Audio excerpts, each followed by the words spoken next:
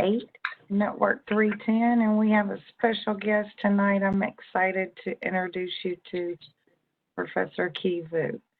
He's been a long-term colleague of mine, and I enjoyed working with him for many years, and just happened to meet him at the Kroger down the street one day, and that got us started. And he's introduced me to his encryption system. That is a method that I think once people understand how powerful this encryption is, they're going to flock to it. So maybe y'all can attest to that once you're done. And then after that, we're going to look some at some Hak5 technology and a couple of things in that area from the other side. And then I want you to kind of tell me then why I think this tool is so great that he has, because I don't think the hackers can hack it with their current tools. They'd have to step it up quite a bit to be able to hack this system.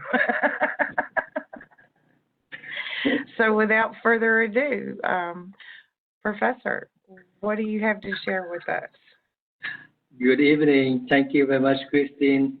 Thank you for the introduction, and I'm very happy to be with you, the bright student, and I'm going to talk about a product called a TransKey Tech Solution. It is an invention that I had. It's a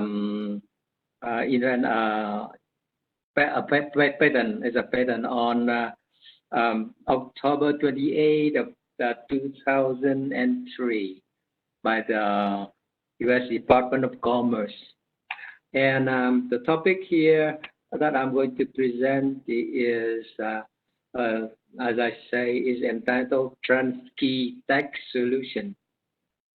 And the goal of this solution is for information privacy and data security. And the key feature of the solution is number one, it provides high-speed encryption using hardware design, not software. That's number one. Number two is the hardware design effectively isolate the encryption work from the operating system. Number three, any person running in multitasking operating system are prevented from us observing the decrypt process.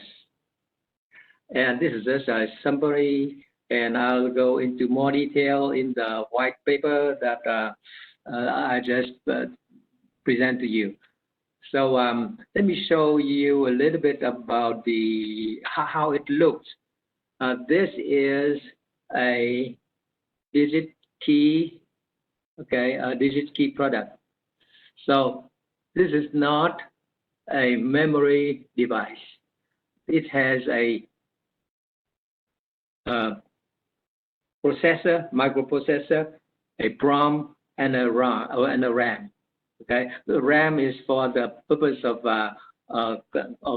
writing the programming. Okay, not for memory. Okay, and this hardware is actually encased in this one. So you see, View Key is the name of the product, and you see the number 24 over here. This is a number, an ID number for a member of the group. Okay, because this one serves a group of people who want to exchange information among the group safely, securely, and each member is assigned a number. All right. So I'm going to show you a little bit more about what this is doing, what the product is working, Okay, so in order to do that, let me show you on the screen here a number of data I'm going to encrypt. So this one can encrypt video, it can encrypt picture, it can encrypt music or alphabetic characters. Okay, so an example like this, if I show you this picture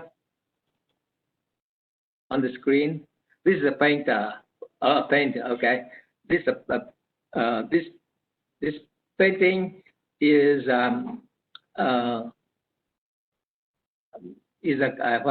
text of about 400 kbyte. Okay, so if we encrypt this, it will produce other it produce twice the number of that data. So this one is 400 kbyte. After being encrypted, you have a text of 800 kbytes. Okay, and it is in ASCII code.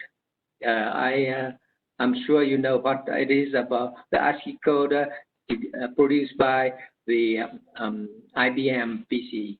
Okay, so let me show you more on this. This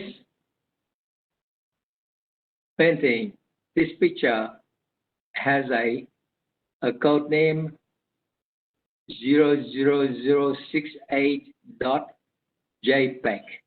Okay, so it is a picture.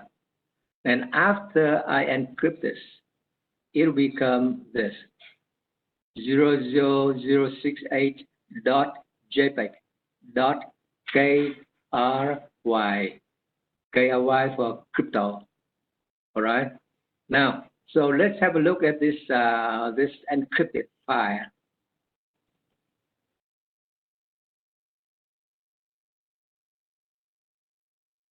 You see very soon. Since it's a wow. This is a. Can you see? Even this look like Chinese, but it's not true Chinese because even the Chinese cannot read. All right.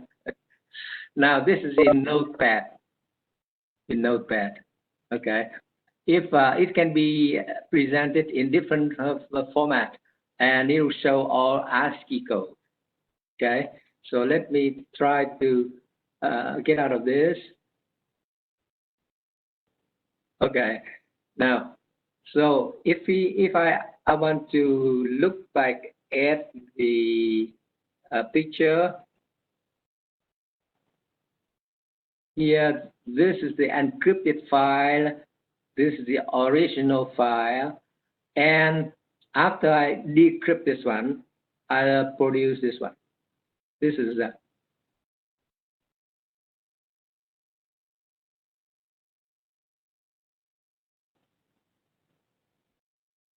This is the decrypted file, and it has the file number 00068.jpg.kry.jpg. Okay, what it means is this: the original file start with this, and then it will be encrypted into this, and then it will be decrypted back to the original form. Okay, so if you look at the two picture here, they are identical. Okay, bits by bits. There's no error. Okay, and if this is 400k bytes, this will be 800k bytes, and this will be 400k byte again. All right.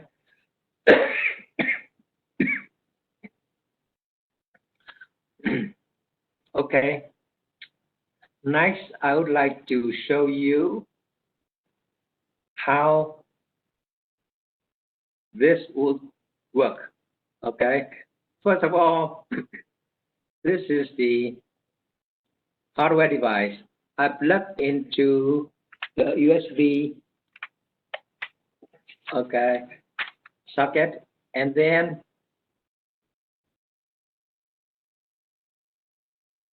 That's the first thing you have to do before I can click on this. This ABC system. ABC is a club that I designed for 25 members. Okay. So if I click on this, double click, you show.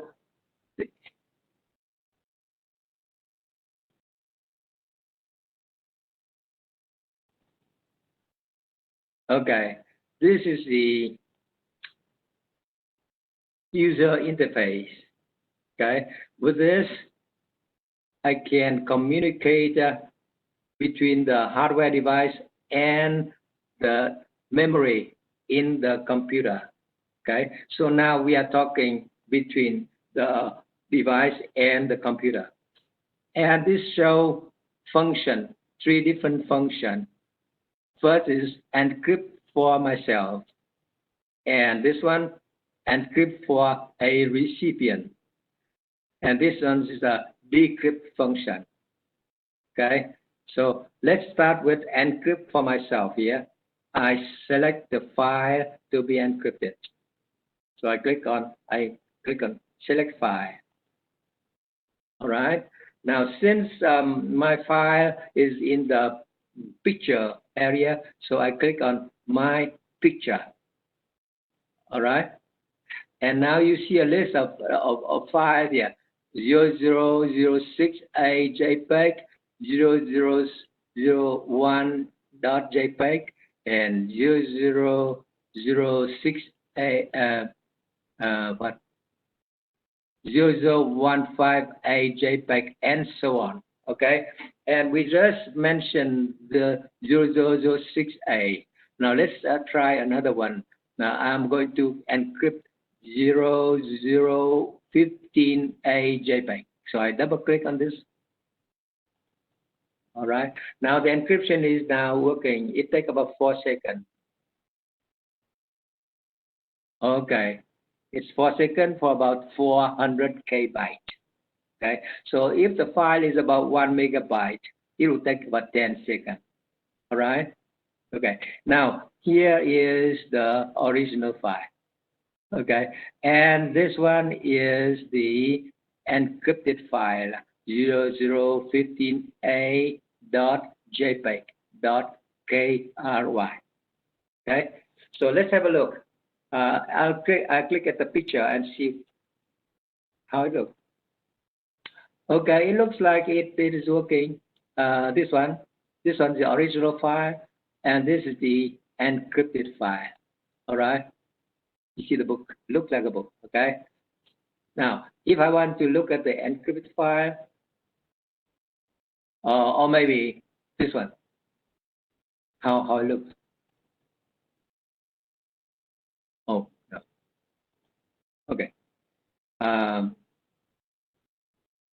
This encrypted file.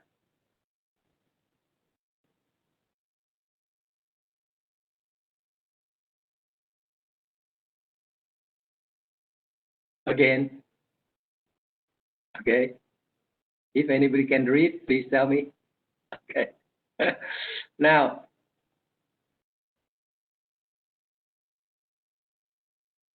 as you can see,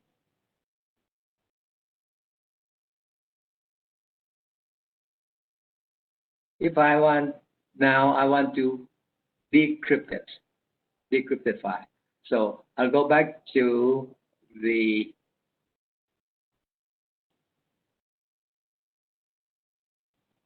I'll go back here and go to decrypt. So I click on decrypt, and then I select the file. All right. So I picture again. Here we have 0015A dot JPEG dot KY. So I double click on this and it will be decrypted. 4 seconds. Okay. All right. Now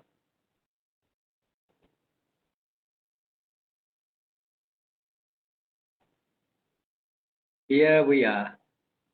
This is the decrypted file, and this is the original file. Okay, they are exactly the same. Okay, bit by bit.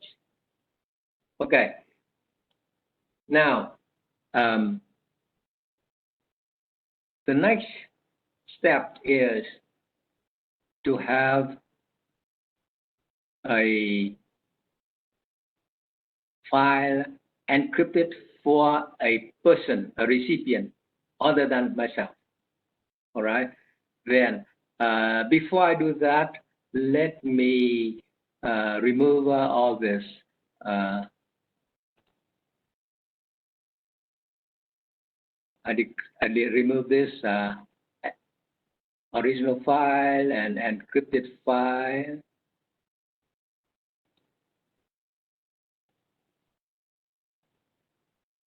Okay, and this one remove,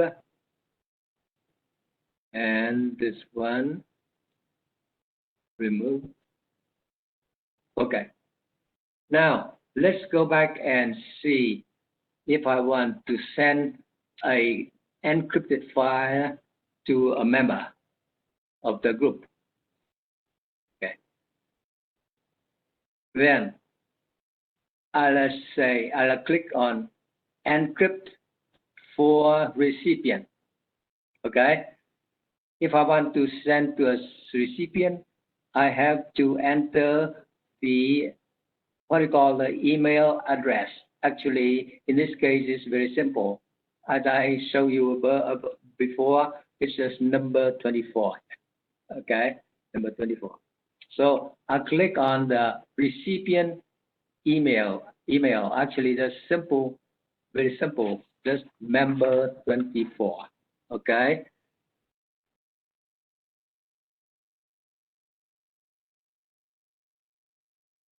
Now, in order to make sure that I send to the right one, because this member should be in the group, okay, in the club. If I enter a different number, say 26, it might be off. Then I have to validate this, okay? I click this, validate.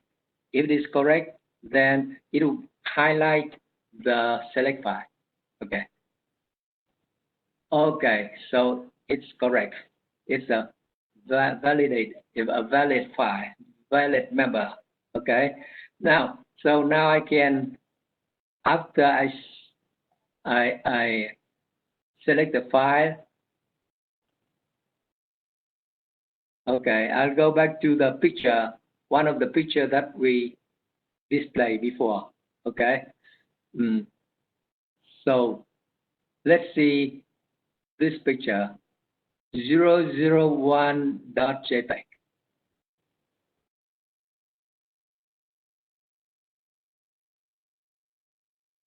Okay, so it already encrypted. All right. Now, after I encrypt it, then if I want to send it to a member, I have to use email. Okay, I send that file to the recipient, and at the other end of the line, the recipient will collect the file and decrypt it with the condition that the recipient has the device. Okay, so let's assume we are at the other end of the transaction. So let me get out of this. Okay.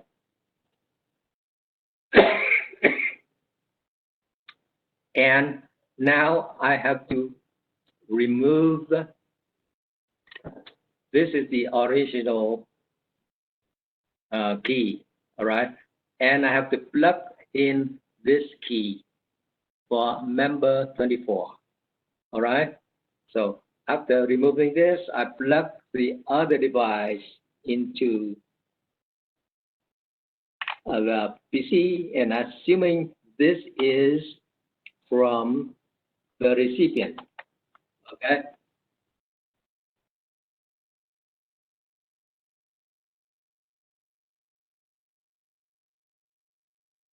Now again, I start the process. I restart the process. Okay. This is for decryption. No more encryption.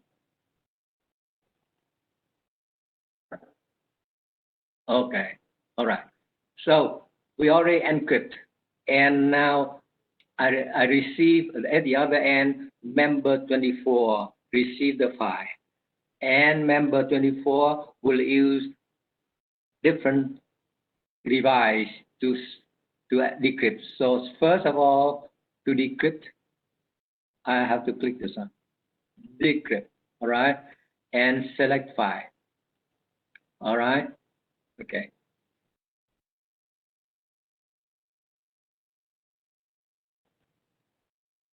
Now,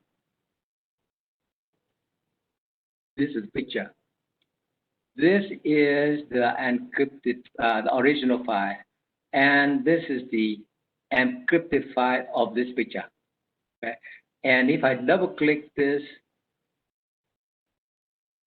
I'll get a decrypted file.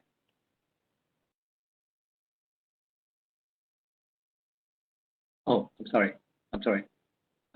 When I double click it, it will display the ASCII code of the encrypted file.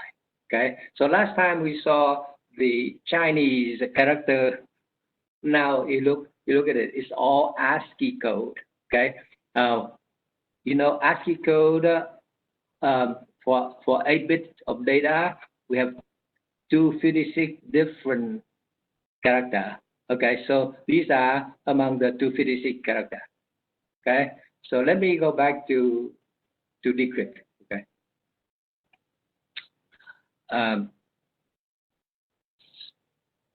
so we are going to decrypt. Okay, so my picture. Here is the file name that the member 24 received. It is 001.jpeg.kr2. Okay, when you see KR2, you know that this is being sent to a recipient. Okay, before we saw KRY, right? So I double click on this, it will decrypt.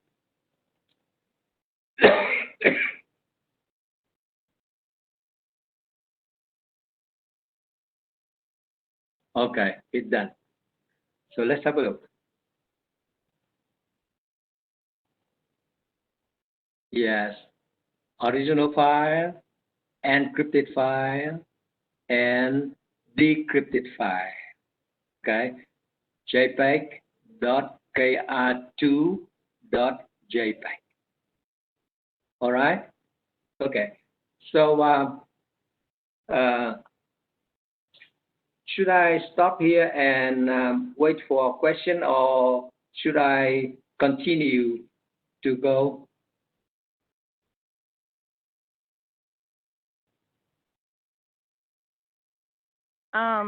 Nobody else has joined us yet, so if you want to continue, you go right ahead.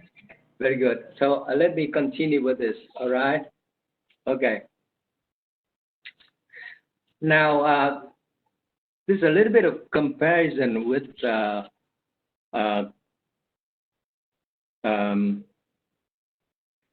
conventional encryption system. Okay.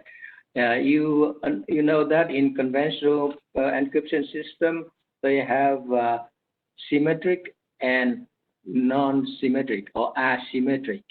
Okay, symmetric means you use one key to encrypt the file, and you use the same key to decrypt the file. All right, so everybody has the same key. Okay, for asymmetric, you use a key to encrypt, but then you use a public key to decrypt. Okay, so either case, you use some keys. You know the key, all right, and the strength of the key in conventional system depends on the length of the key. Okay, suppose you have 256 different key. A 256 byte key, which is a very long key, relatively long. Okay? You may have some kind of encryption that is relatively safe, but not quite safe. Okay, so in order to strengthen the safety, the security, you may increase the length of the key. Okay, and you may increase to 556 or 512 bytes long, okay, for the key.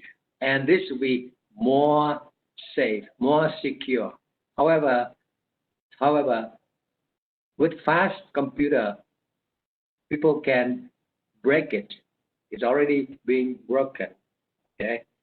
Now, so in conventional key, the strength of security depends on the length of the key, all right? And the length of the key could be beaten if the adversary use very fast computer, okay? So they can generate a lot of key and they try one by one until they find the right key to breach your message, okay? Now, in this trans-key text solution, the strength of the key does not depend on the length because we use only 8-bit key, all right? If we have a 1 byte long message, the key is only 1 byte, all right? Now, but if we have a 20 byte long text, then every byte will be encrypted by one different key and unknown to either the sender or the receiver. Okay. Suppose the message is 20 byte long, then each byte is encrypted by a different key. So 20 byte long text will have a key of it turns out that the key is 20 byte long.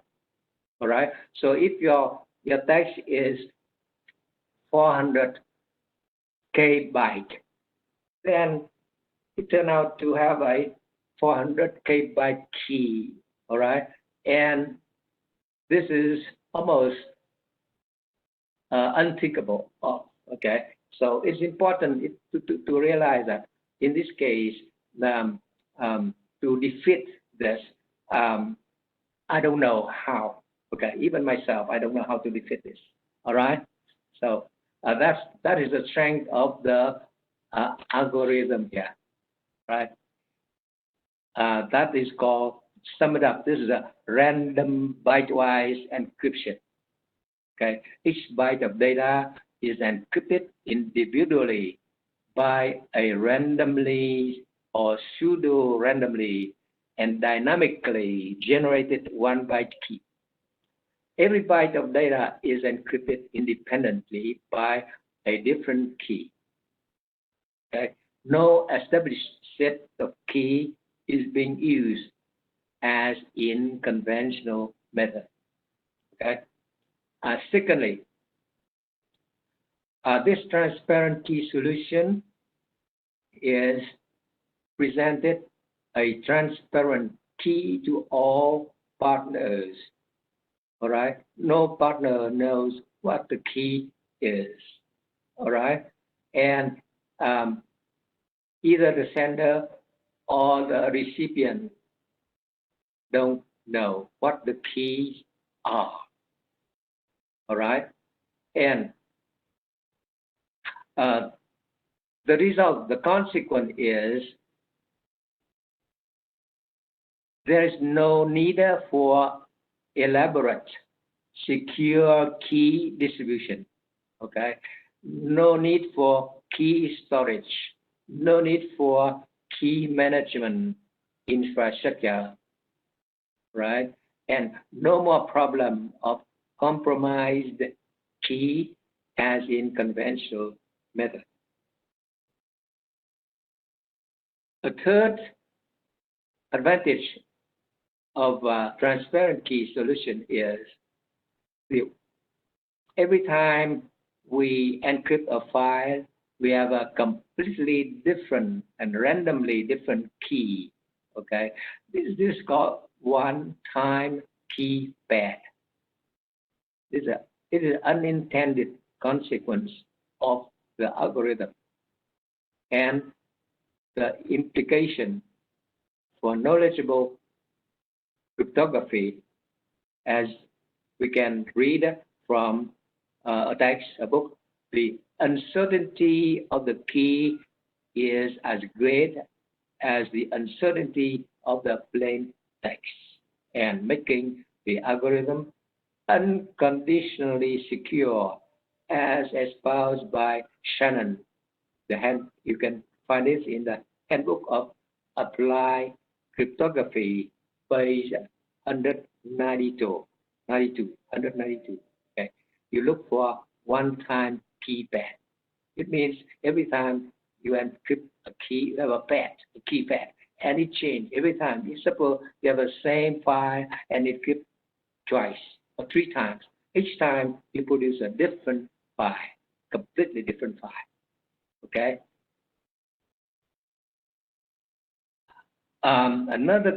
Another point of this is digital hardware encryption.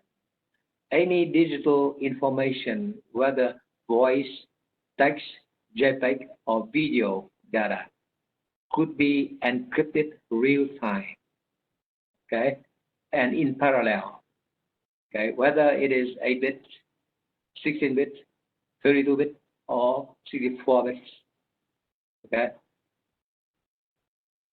Now the fifth characteristic or advantages is transparency to cryptanalysis.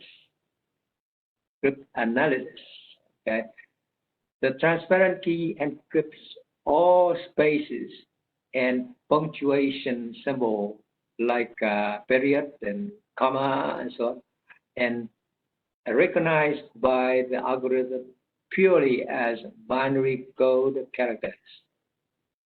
As a result, no pattern could be detected except false ones. Okay, if you detect a false pattern, you get astray. All right, and making them unintentionally deceptive, and is not known in conventional algorithm. Okay, how about who would need this? This design and encompass a number of members, okay? And since it is designed in hierarchy, how I explain this? Okay, in hierarchy means I can have a club of 256 members maximum. Okay, suppose I have more than 256, then I have to design more than one club, 256. So let's say 2 club, 256, right? Suppose the number of a member grows so big, we may have 256 club maximum, right? So if you multiply 256 by 256, what do you have? It is 69 or 65 something, 556, okay? So it's 65,000 member if you have 256 club, right? Then we call it a super club. Okay, super club, yes. Now suppose number of members grew to more than 65,000, then you have to multiply this by 256 times again. That is 256 super club. And so you multiply. Okay. Now that is the hierarchic organization that allow you to serve more than 256 members. Okay, that is a possibility. And because of this hierarchic organization, this is very good for organization like banking system. Okay, especially medical system. Okay, the healthcare system, because you have a tremendous number of tremendous number of patients to be covered by the system. Okay, or in the military organization, we have a regiment, division, regiment, and then battalion and company and so on. Okay, so this is very good for organization. For people-to-people communication, this is a little bit expensive because you need to have a number of people and share with each other. All right, you cannot share. You cannot use this system to communicate between person to person without using the key. Okay, so for two person to communicate with each other, you have to have two individual device in one club. Okay, so that is some feature of the system. Okay, and I think this is already quite a lot of information. There is another functionality that this device can cover. That is a quick crypt. Quick crypt means it is a real time, okay, real time encryption. Suppose you want to go to send a message to a friend without any data from memory. Okay, you just enter it in real time. Okay, so that is the third functionality.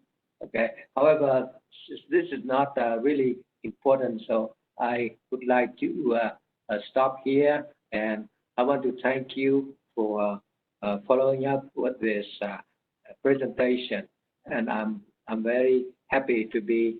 I'm very proud to be here to talk to you, and thank you very much for Ms. Christine Halsey.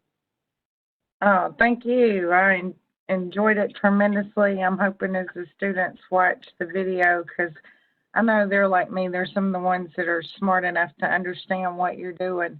I think that's been the biggest hindrance, is I don't think people understand the difference in your system and how powerful it is. So I'm excited about trying to help you to get it out there. Okay, this actually this is a very new, and I'm very surprised that I have this for since 2003. That is 17 years ago, and there's nobody who attempt to produce a similar type of encryption.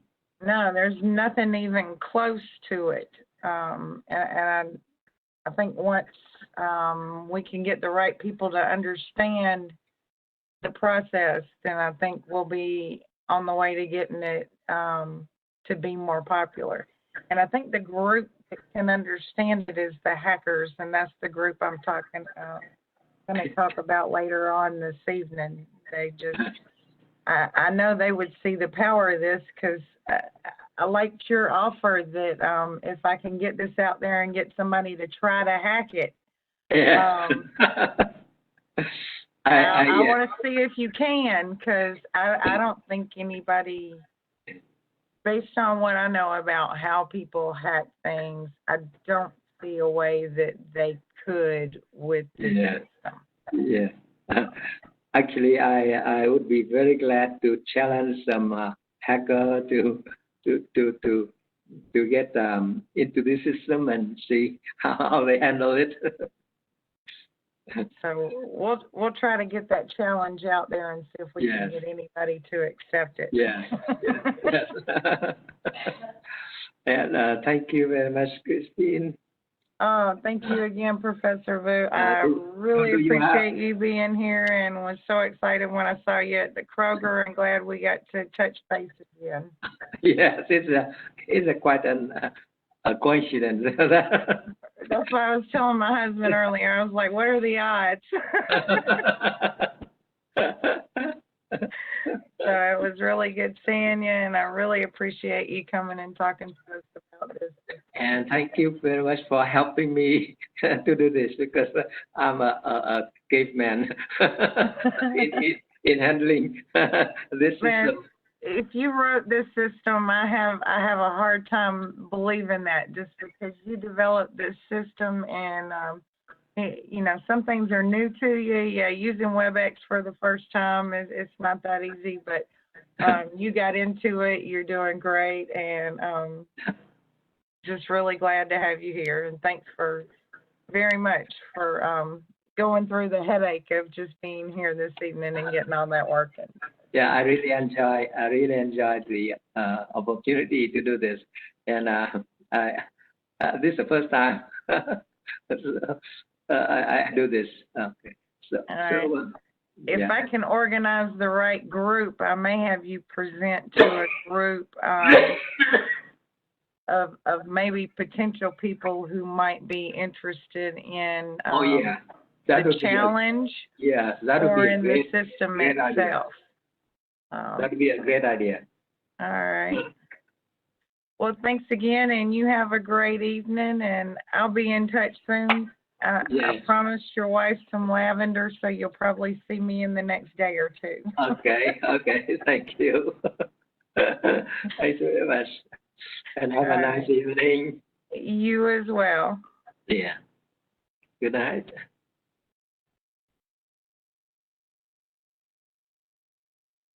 There should be a way for you to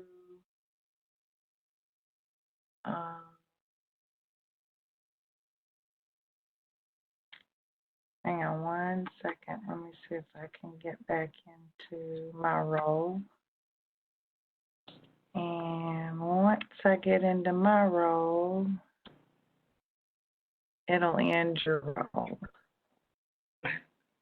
There you go. All right, so you're welcome to stay and watch the rest of the show, or you can feel free to leave if you want. Okay, thank you very much. Thank you.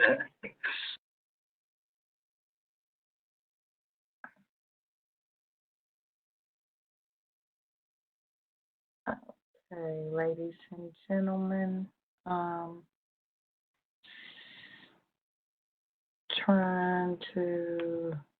a little disorganized this evening. I've been working on several projects today and trying to get all my ducks in a row here for you, and I'll share the agenda for tonight. And that's a little late, but I'm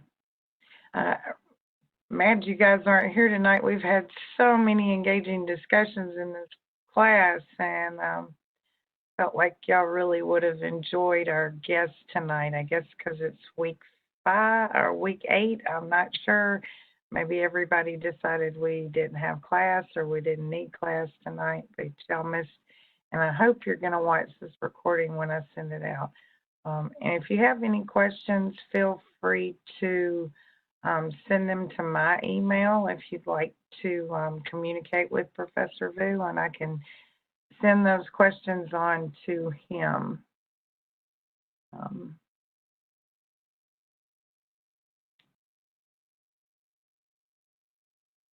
All right, and what I'm going to do early is just adjust our time schedule here a little bit. And since we didn't have anybody in attendance for questions, okay, where'd it go? There we go. I'm going to edit this and make our first break from 7:15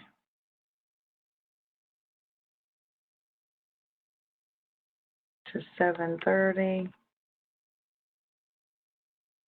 We'll take a short break now and come back and we'll look at Hack 5.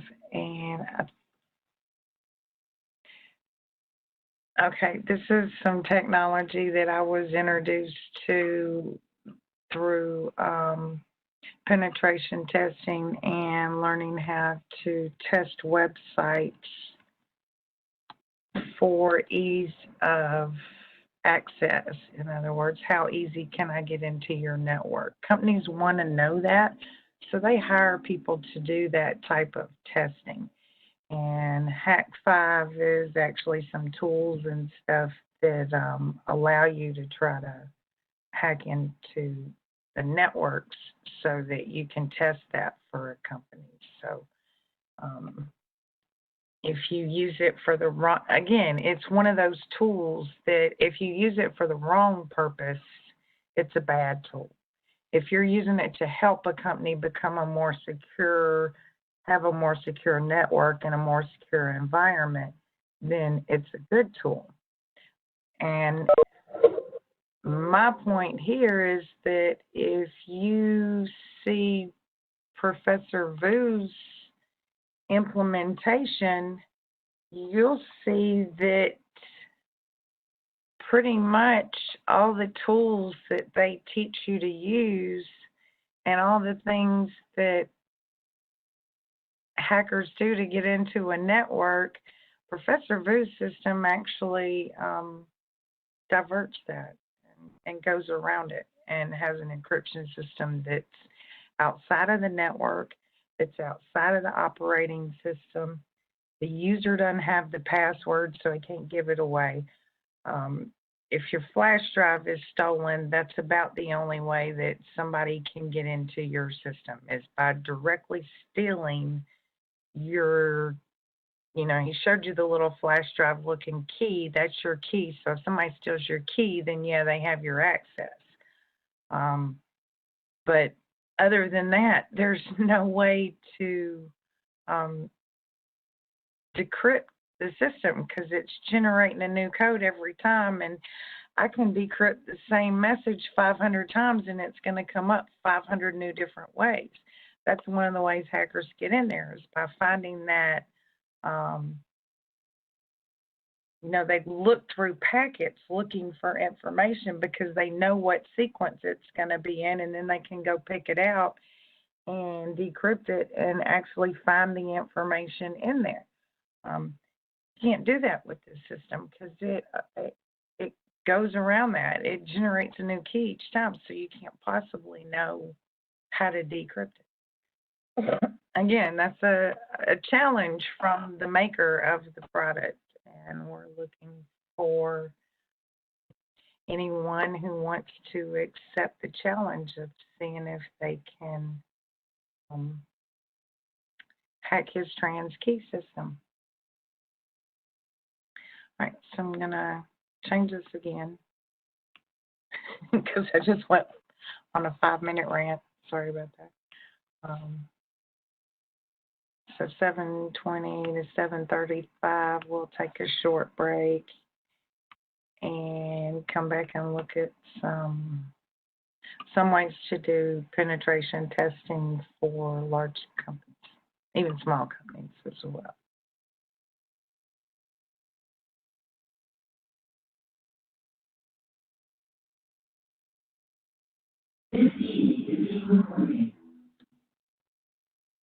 Y'all really missed a special treat there. I hope you're watching. this recording. And now we're going to move on to Hak5. And like I said, they have tools. One's called Land Turtle, the other called Packet Squirrel. And we're going to kind of see some videos here that help introduce those topics to us, and a little bit about penetration testing leading into the security end of networking.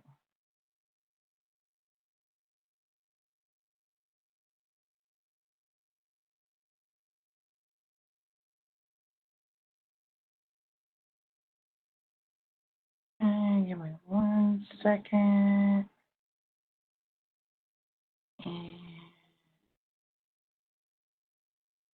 Okay, so there's an introductory video, and then we'll look at Land Turtle, and then we'll look at Packet Squirrel, and then we'll come back and look at something called Evil Win RM.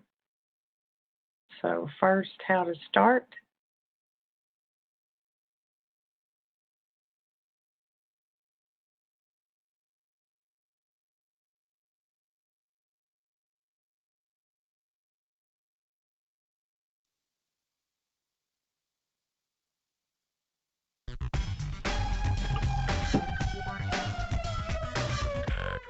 Hello, my name is Shannon Morse, and I am one of the hosts of Hak5. Thank you so much for visiting our page at youtube.com/hak5 or hak5.org. With over 1,000 videos on our page, a common question that we get is, where do I start? We have assembled several different playlists by topic so you can easily follow along with a specific series on your own time. So if you already have a topic in mind, such as software-defined radio, which is one of my favorites, you can just click on over to our playlist and browse for that series of episodes on YouTube. If you are completely new to our channel and to hacking in general, I would recommend starting with our Hack Tip series. We break down many common theories, tools, and protocols that you will run into, such as network mapping, reconnaissance, Linux terminal commands, and so much more. It'll really get you started. And once you feel ready, you can check out our main show, Hak5, for more in-depth tutorials and discussions. You can also learn the ins and outs of Metasploit from our resident pro Mubix in our show Metasploit Minute, learn about the latest in security, privacy, and internet freedom from our show ThreatWire, or find practical consumer tech advice from our show TechThing. New videos are released every single week on hak5.org and youtube.com/hak5, so if we haven't already done a segment on it yet, don't worry, we probably will. Check out all of our shows and make sure to subscribe so you don't miss anything, and remember to trust your Technolust. Okay, so that kind of gives you an idea of what their entire channel supports. It's a wide array of things. I find it very interesting. I'm not saying I recommend it. I just say it's one of the things I've found interesting because I've learned a different perspective on how to implement security to make it better to protect against certain things based on what I've seen on these channels. All right, and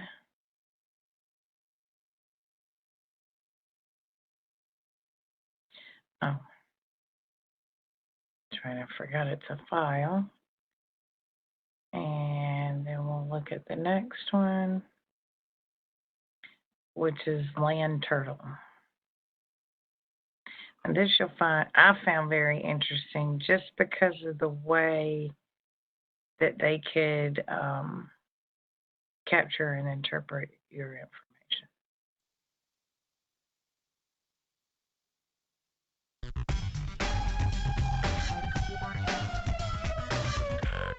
Hello, my name is Shannon Morse, and I am one of the hosts of Hak5. Thank you so much for visiting our page at youtube.com/hak5 or hak5.org. With over 1,000 videos on our page, a common...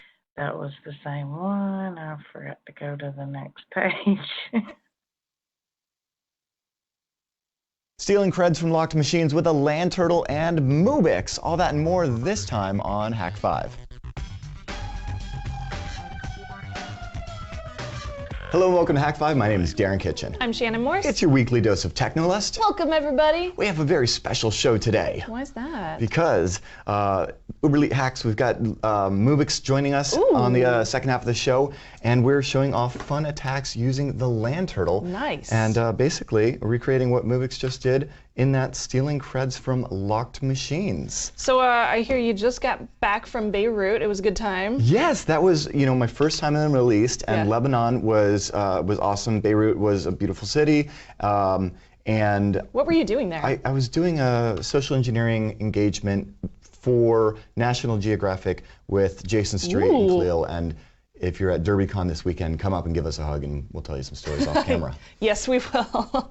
So what devices were you using when you were in Beirut? We were, I don't know how much I can give away about the documentary, so I'll just say that what we were doing was we were using a lot of USB rubber ducky. Okay. And it was very effective. Why didn't you use the Land Turtle? Well, in all honesty, we should have, because while we're in the middle of this engagement, Mubix drops this awesome attack using the Land Turtle, Yeah. the snagging creds from locked Windows machines. Over at room362.com. Right, go and check it out. In fact, that's why we have this, why we have Bob here, because we're going to steal his creds. And yeah, we could have. And so actually, as this dropped, I was like rushing to install it on my Turtle, but I was like at a dinner where, of course, there isn't like an Ethernet drop for me to get my Turtle online. Of course. I didn't know about Turtle.sh, which is up on the GitHub repo, which shares the internet connection from your laptop to your Land Turtle. Anyway, long story short, it involved tethering my phone to my Pineapple to a USB Ethernet adapter, a short cable to my Land Turtle connected to my laptop, and a couple Wow. IP tables rules. I'm Because- amazed that that worked. well, you think what it really illustrates is kind of my impatience, because I'm like, oh, cool attack, have to try it right now. And I'm like in the middle of a dinner with a bunch of folks from National Geographic. Oh and I'm yeah, like, I can attest to that kind of thing happening all the time with Darren. I'm not impulsive, I'm just impatient.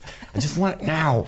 All right, Make so the thing happen. I want to know how this works. Okay, so you know what, Mubix is going to join us after the break to kind of get into the nuts and bolts of how the attack works, but essentially what it Well, is. let's get it set up. is Let's you- run it. You bring your own Ethernet, you bring your own network, Yeah. and that the USB, the Land Turtle is a USB Ethernet adapter. You plug it into a machine, and it's like, oh, cool, a network, and then it does all sorts of steely stuff to grab NTLM hashes over the Wow. network to set it From a locked machine. from a locked machine, which is really fun. Because we ran into a few of those, and as you know, the USB rubber ducky can't do much against a locked machine. And it hasn't been fixed. No, and this is prevalent all the way back to Windows 98. So let's just dive into how to get it set up on the Land Turtle, because of course after I saw Mubix's awesome write-up here detailing how to get it set up and all of the different commands and options and all of that stuff, my first thought is, ooh, let's script it and make it easy. Of course. Because that's what the Land Turtle is all about. Okay. So I've got one plugged into my Linux machine right here. So let me go ahead and just SSH into it and show you how to set it up if you have a Land Turtle as well. So I have an IP on my Land Turtle, which is at 172.16.84.1. I'll log in and I get my Turtle shell, go to modules, and basically there's an app store in that, the module manager. If you go over and configure it, you can go to the directory at landturtle.com and download any of these over the air. So it's called Quick Creds, and it snags creds from locked machines. Mubix's awesome attack. So we hit Cool. OK, that's installed, and now when we go back to the directory, I will have Quick Creds. So all you have to do, and this kind of explains, basically it implements the responder attacks and save creds into numbered directories and /root/loot, and an LED will blink rapidly while Quick Creds is running, and then upon capture of the NTLM hash, the amber LED will light solid. Really simple. In fact, there's nothing to do to set it up other than to hit configure and say yes. It's like, yo, dog, you want to install Wow, dependencies? that's easy. Okay. Yeah, and then after that, it's just updating packages and installing dependencies. There's nothing to do. I pressed the hack Can we go to button, folks. Starbucks? I guess we can. We'll be back right after. No, I mean, we kind of could actually. Oh, I might have actually already done that. Oh, Anyway, I need my pumpkin spice, man. yeah, boom, we're done. So that's it. It's now configured, and I like that you named it /root/loot. right, it's all about cute. the loot. You know what? Since the one other thing that you need to do is enable the service. So you go to Quick Creds and you say enable. So now it starts up every time you boot. Okay. I'll show you. That looked really hard. Yeah, I know, right? Well, let me show you like what it actually does, so that there's like, some knowledge and stuff in this episode. So basically, Turtle modules all live in Etsy Turtle modules on the land turtle, and you can see that they're literally just shell scripts. Yeah. And they can be written in any of the languages that are supported by the land turtle. And I just use Bash because you know what? Let's get the job done. We got better things to do. But if you're feeling You're a Python, Bash guy. if you're feeling Python, go Python. Yeah, I'm not gonna hate. You know. Yeah, I'll just open it up in Nano so you can see. Basically, you need a couple of functions. You need one that allows you to configure the module, to start the module, to stop the module, and do a status on it to figure out if it's running or not. Okay. If you've got those 4, you're done. That's really it. That's awesome. And so, as I was talking about the configuration module, all it does is it uses this pretty dialog to, you know, say like, yo dog, this is going to require an internet connection. And so we, you know, ask yes or no. And if it's no, then we exit. And if you hit escape, it's exit. But if it's yes, we continue. Okay. And then otherwise, it's just checking to see if you have an internet connection. And then what else? You know, we do that by pinging landturtle.com, and then we install the dependencies. And basically, these are just a bunch of if statements saying opackage list installed, and it's grepping for Git. So it's checking to see if you have Git installed, and if you don't, then it's just going to do an opackage install Git. And it pipes that to this dialog progress box thing just to make it pretty. Just to give you something to look at. Right, but otherwise that's pretty much it. And so it does that with the rest of the dependencies like SQLite 3 and Screen and OpenSSL and what else here? Core Utils Sleep. And then finally what it does is it does a Git clone on Responder and then pops that in Etsy Turtle Responder. And that's pretty much it. We Okay. you know, make the loot directory, we set up the log. Now, whenever you start the service, what we do is we kill this DHCP detect script, which is typically on the land turtle. What it does is when the target computer gets an IP address from the land turtle and you plug it into the USB port, we have this special blink pattern that goes on, off, on, off, on, which is like some stupid like inside joke between Seb and I about putting the original Wi-Fi Pineapple firmware you're such a on dork. a fawn. On a fawn. Anyway. Such a dork. Anyway, the rest of the script is really simple. We basically set up our directory. This is the fun thing where it basically creates a numbered directory based on the previous number in there. So every time you plug it in, you'll get a new numbered directory and it'll save all the loot there. And the rest of it is pretty much, you know, running Responder in a screen session with all of those options. And these are the ones that Mubix will talk about that makes it all work. And then the rest of it is looping around looking for any NTLM logs. And if it sees those, it goes. Oh, I got it. Wildcard NTLM wildcard. Right. Nice. And then it goes to finished when it's done. Otherwise, it just blinks the LEDs. And you can just blink the LED by echoing 255 for on and 0 to off. You can do the same thing with LEDs with Arduinos. Oh, Setting yeah. those up. Yeah. 255 all the way down to 0. Yeah. Yay! But you can't like pulse them because it's really just on or off. Yeah. Because it would be really. It'd be You can sweet do if it if you change the numbers slowly. Oh. Yeah, but that would require some work. Yeah, and I don't think that this hardware will do it. But either way, that's pretty much it. I mean, the rest of it is just the more bash. It's, you know, when it's finished, it just makes the LED go solid. And then, you know, stopping it and checking the status of it or just checking PS and, you know, running kill. So essentially what happens is